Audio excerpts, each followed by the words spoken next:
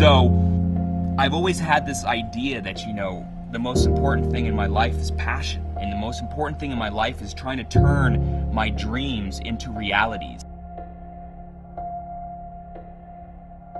People say you have to have a lot of passion for what you're doing. And the reason is because it's so hard that if you don't, any rational person would give up. Sometimes you can try so hard at something. Sometimes you can be so prepared and still fail. It's really hard, and you have to do it over a sustained period of time. So if you don't love it, if you're not having fun doing it and you don't really love it, you're going to give up. And that's what happens to most people, actually. If you really look at the ones that ended up, you know, being successful, unquote, in the eyes of society, and the ones that didn't, oftentimes it's the ones that are successful loved what they did so they could persevere when it got really tough. And the ones that didn't love it quit because they're sane, right? Who would want to put up with this stuff if you don't love it? So it's a lot of hard work, and it's a lot of worrying constantly. And if you don't love it, you're going to fail.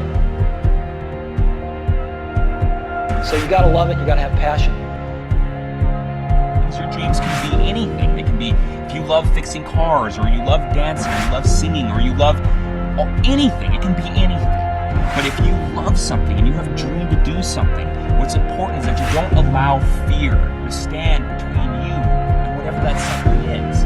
That's what I think is really important in a person's life, is to push through that fear, learn to control that fear, learn to harness that fear. But don't ever allow that fear to hinder you or stop you from living your dreams, because that's really what life is all about anyways. You know, it's about trying to turn your dreams into realities and to live your passions. Don't cry to give up, cry to keep going. Don't cry to quit. You already in pain, you already hurt. Get a reward from it. It may last for a minute, or an hour, or a day, or even a year. But eventually, it will subside, and something else will take its place. If I quit, however, it will last forever. Always want to give up. I'm dropping. Why are you dropping? I'm so grateful that the slaves didn't drop and quit. Say, I'm just going to stop. I'm a slave. I'm just going to be a slave. I'm going to quit. So today, although we're slaves, we're going to act like we're free, and one day our children will be free. If the slaves would have just said, we quit, we give up, we would have died in the Middle Passage. But some slaves said, I don't care what we go through, we're going to survive this. We will live because one day we will become. Please stand up. Stop being this high-speed dropout. Stop giving up. Stop sleeping on the street. Stop walking up and down. Stop being afraid to go to college because your daddy didn't go and your mama didn't go. Stop being afraid to take a test. And when you get to the point where all you want to do is be successful, as bad as you want to breathe, then you'll be successful.